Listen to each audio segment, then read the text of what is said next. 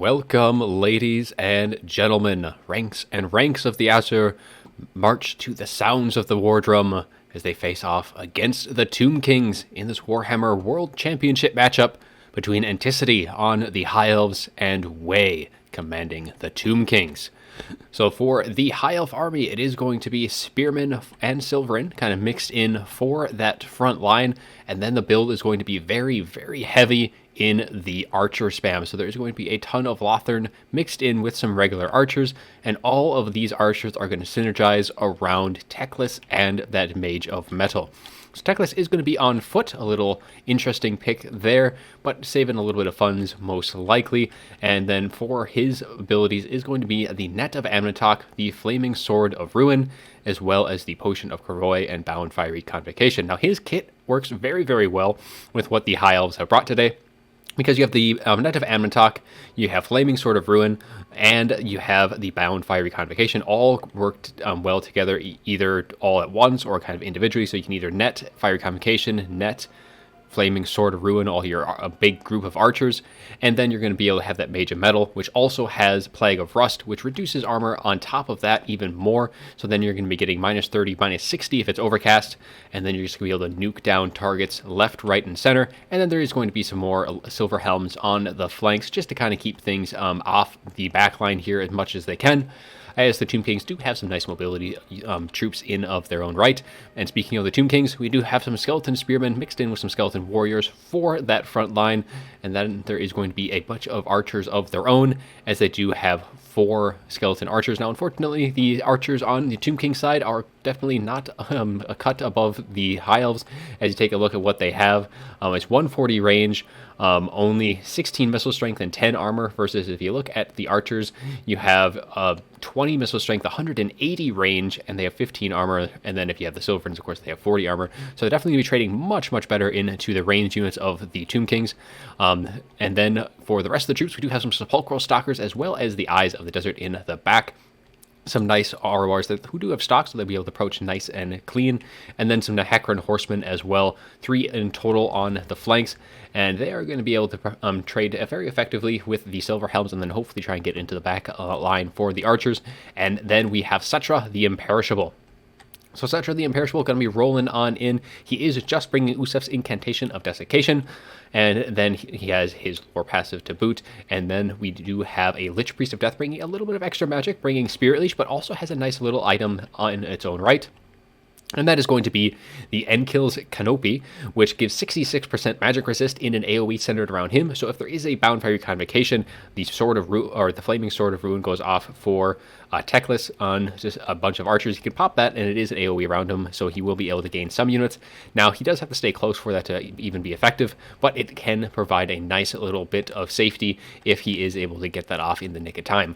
But that is our armies, so let's get things rolling, as Way is almost up to the High Elf front line, as he is moving forward very, very quickly. But all of these archers are going to start to make their arrows known very, very quickly, as they are going to be blotting out the sun and hoping to send all of these undead back to the graves as they just open up on the front line. Now, the front line is going to be shielded for the most part, but all of these archers are not, and they're going to start taking a lot of focus fire, and Setra wisely being careful here.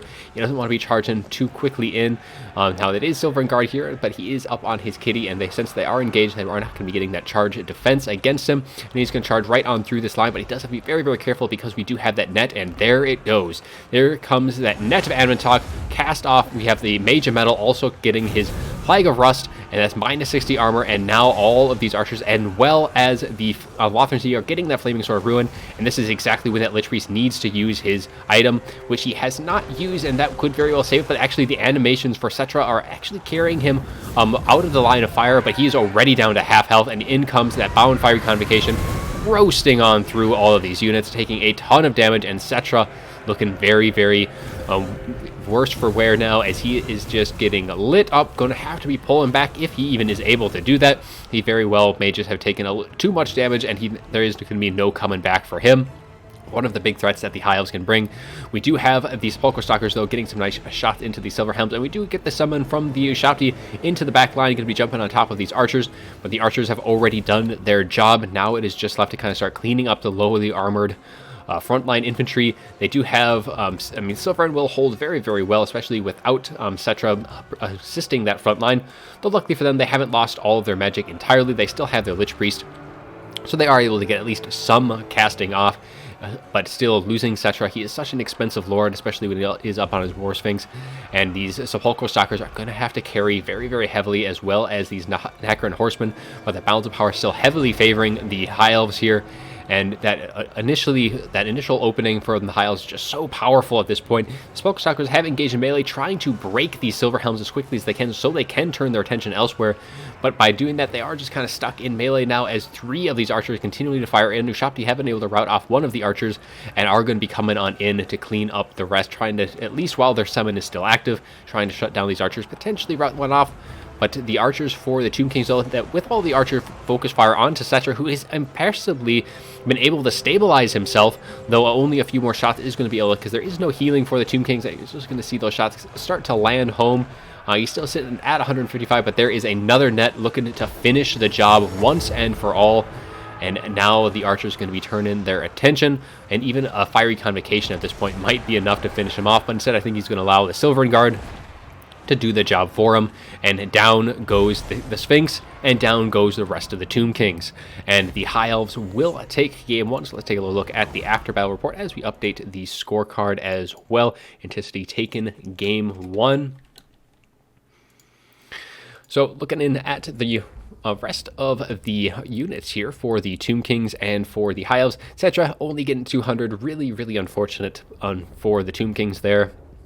That net, the Bound Fiery Convocation, the Plague of Rust, and the that Flaming Sword of Ruin, which I was touching on earlier, really did a number.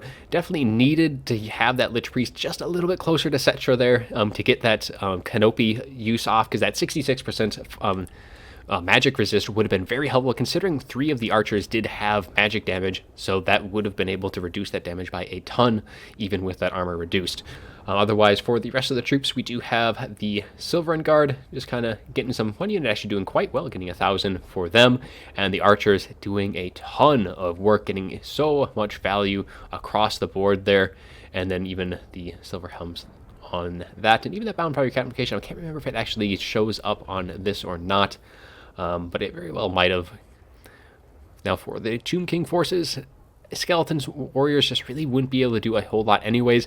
I guess they're trying to stay away from the Tomb Guard, because they are very susceptible to that Bound Fiery Convocation, so that you can't get as much value from that, but still, you need a little bit of stopping power in that front line.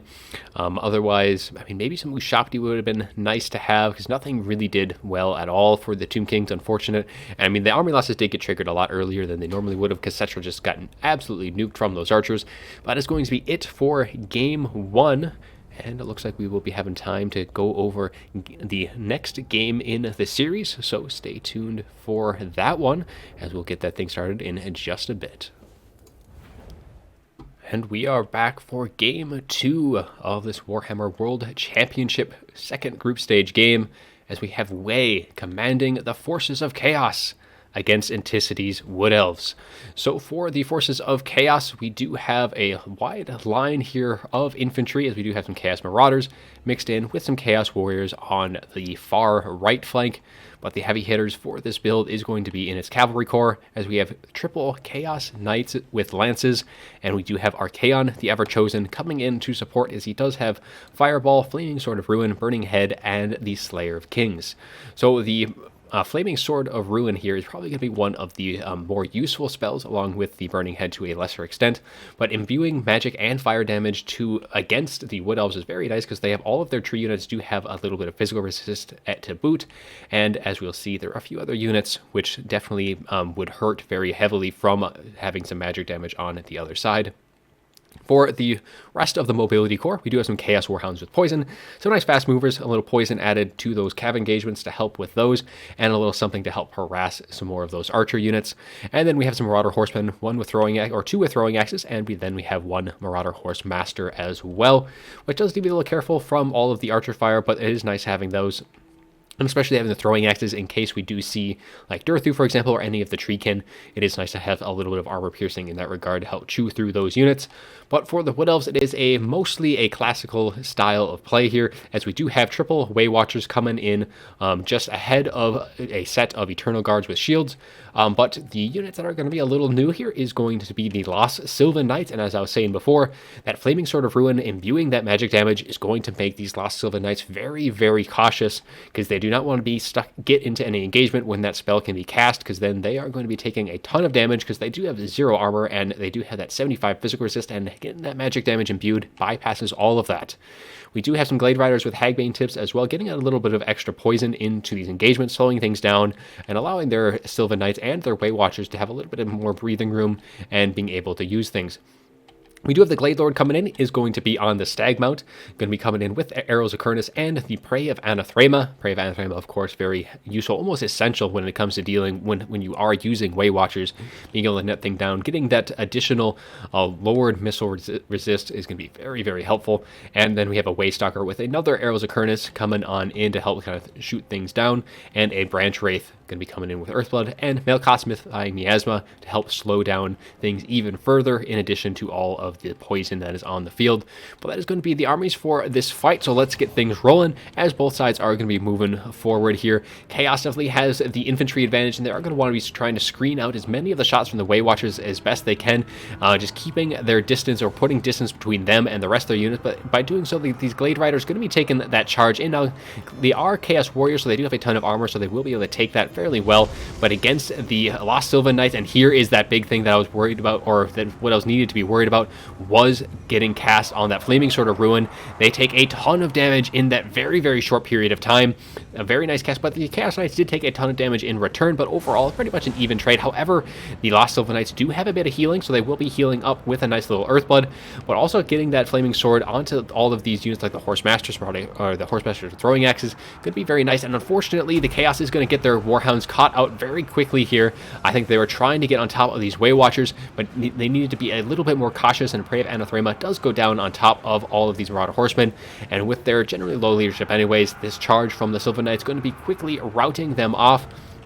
And with that Flaming Sword cast earlier on, they are going to be able to play a little bit more aggressively while that is on cooldown.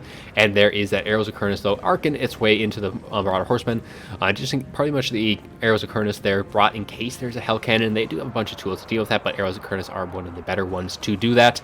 We do have a Burning Head trying to go right down the pipe through the retreating Wood Elves here, and it does actually do a ton of damage to these Eternal Guard, and it is going to go right through all of these units as well, roasting these Eternal Guard, and even continuing on right down the pipe here, going to be roasting more and more Azrai as it just paths through, making a bloody mess of things. But now the rest of the Wood Elves, though, going to be slowly retreating back farther and farther. Chaos does have a slight, or actually no, it's the other way around.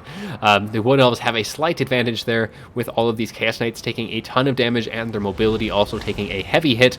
What these Chaos Marauders are going to be relentless in their pursuit, but all of these Eternal Guard can be able to hold them back fairly well. Chaos Warriors will be able to beat them in melee, but it is pretty much just buying time for all these Way Watchers to continue firing in, and they are doing a ton of damage so far to these Chaos Knights, as they just are not able to get on top of all of these units.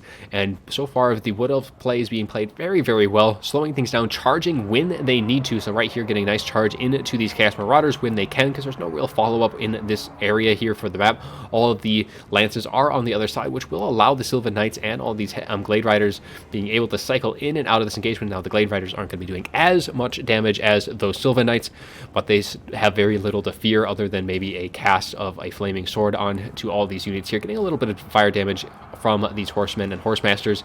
But the Way Watchers still doing so much work, and another volley just drops all of these Chaos Lances by the dozens, and that is one unit done and dusted. There are still two left, very healthy, but there is still a ton of ammunition for these Way Watchers.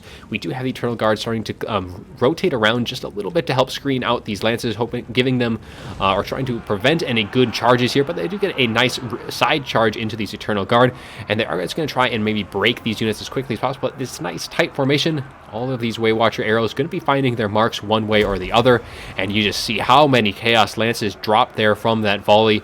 these Way Watchers are just so dangerous, and we have a Prey of Anathema on top of Archaon, the Ever-Chosen, and those volleys going to be whittling him down bit by bit.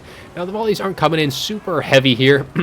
A lot of the shots are landing in amongst these Chaos Warriors due to the terrain and close range, but he still did take quite a bit of damage, and even these Lost Sylvan Knights still around and well, as we did have a Flaming Sword on these units, and that is going to be whittling down these Lost Sylvan Knights a bit, but we do have an Earthblood going off, going to be healing up all of the cavalry for the Wood Elves, keeping them nice and topped off, and Chaos's inability to really shut down these Way Watchers is really what's costing them so much here in this late game.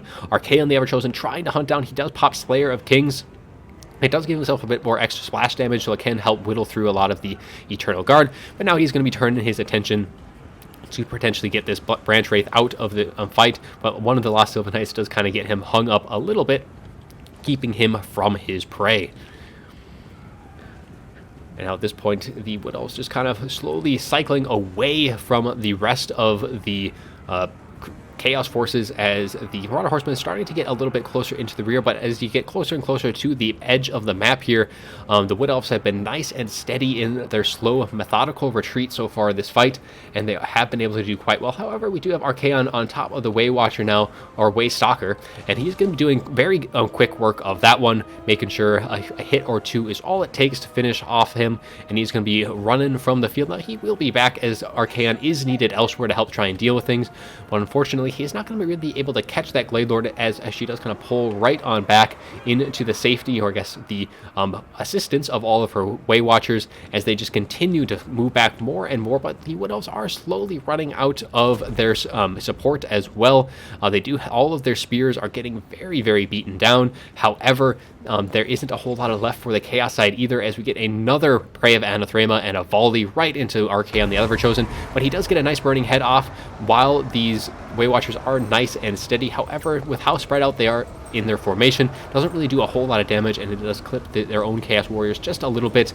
Blade Lord is going to be diving forward, trying to slow things down, as pretty much all of the screening tools is gone at this point. We do have the Sylvan Knights coming out of the tree line with these Glade Riders. I think they were chasing down the last of those Chaos Knights with lances, and they are going to be pushing back the Chaos Horsemasters, who are just about to get on top of the Way Watchers for the first time in the fight, but unfortunately the cavalry comes to the rescue of the Azrai, and it does look like that is going to be all for the forces of Chaos, and the Wood Elves do take game 2. And we'll update the score to match that. So that does give Enticity the win on the series. So it is 2 points for Enticity for his group. Very well played matches on both sides. Let's quickly go over the Wood Elf and Chaos forces here. I apologize for the balance of power switch from the first to second game, where it doesn't quite match up with the scorecard. But for the forces of the Wood Elves, doing some nice works. Lost Sylvan Knights only getting 1,100. They do cost 2k in total, but they did have to be very cautious, as they took a bunch of damage early on. But they were able to kind of sustain and do some nice work throughout the course of the fight. But the Way Watchers, their play was on point throughout the entire battle. 1,200, and one of them getting 2,400 in total damage value throughout the fight, doing so much damage to the Chaos Knights, to Archaon, doing very well. There wasn't really a whole lot that Chaos could have done too much differently there.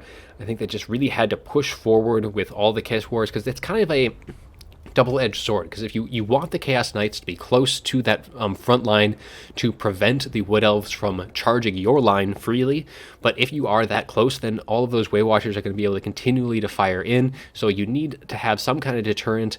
But you really, like Chaos Knights with lances, they're just such an expensive unit as well. Maybe not quite the right tool, but it needs some kind of cavalry. Just such a, when the Wood Elves is in the hands of such a great player like Enticity, it's just so hard to find an opening in that fight. Otherwise, these Eternal Guard really just were there to block things, and that's all they did. They really didn't do very well. All the Chaos Knights, or the Chaos Warriors, traded very well into them, as I was saying earlier on. They are just spears after all. They're not really going to be, they're not there to do a ton of damage. They're there to slow down the approach. It does look like there may have been one unit that was a little off to the races somewhere else. I didn't see this unit at the end, so it must have been off chasing something. Even the Marauder Horsemasters, though, did do very well. They got 1,000 in value. The Marauder Horsemen with throwing axes as well, they did pretty decent work in their own right. And the Chaos Knights with lances, unfortunately, pretty much a wash across the board on their side. Archaon didn't even do all too well. He did get a couple nice burning heads in, but otherwise he wasn't really able to get on top of the units he really needed to, and the Wood Elves do take game 2. That's going to be all I have for you today. I do hope you enjoyed the game, and there's going to be plenty more Warhammer World Championship matches to come. This was from the second group stage, so all of these are going to be best of 3. I might still do a couple from the group 1 stage, but if it is going to be in the second stage, I'm going to be using the scorecard here so we'll be able to see how the series are going, and also let me know if you want me to continue trying to do them all at once, or if you would rather prefer it to be like one at a time, so you really don't know how each game is going to go in the end, because if it is one at a time, each game is going to be coming in fresh. You don't know how the outcome is going to be, versus if you have like a best of 3 and it's a shorter video, you know it's done in 2. If it's 3, then you know the outcome of the second one, all that kind of stuff. So let me know what you would prefer to see in terms of how I'm doing these best of 3s. But otherwise, that is going to be it for today. I do hope you enjoyed the video, and as always, have a good one.